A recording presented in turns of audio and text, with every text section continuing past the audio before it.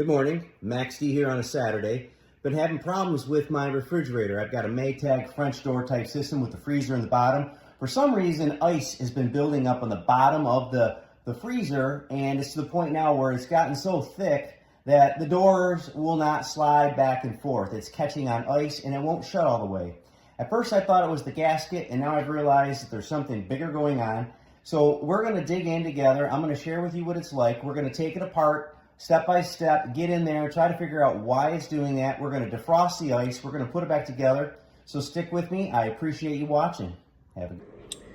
There's the model number and serial number of this Maytag refrigerator. All right, I have a Maytag refrigerator. That's a French door system, and down below is the freezer. I built up a bunch of ice on the bottom, and the door wasn't sliding back and forth nice, and I thought, well, something's not right. So I took apart this whole thing, and I'll explain to you as I go along the way of how I took it apart. The drawers have to come out first, then the door comes off, then I defrosted it by using a hair dryer in here, and I defrosted it. What I've determined, there's a drain right there in the center. I come right in here, and I look. There's a drain, which is used as the defrost cycle of the refrigerator. It defrosts about once a day is what I'm learning, and it drains into the pan, which is down here in the bottom of the refrigerator. When I removed this, by the way, it was completely covered with dirt. So I did vacuum all that so that the refrigerator can breathe better and be more efficient. But what it does is it drains down in this pan, and from the heat of the refrigerator and evaporation, there's just a little bit of water usually, and that evaporates. Well, the line clogged, and it was backing up water through here and then freezing on the bottom to where you couldn't slide the door back and forth. So what I'm going to show you is how to get that sucker unclogged.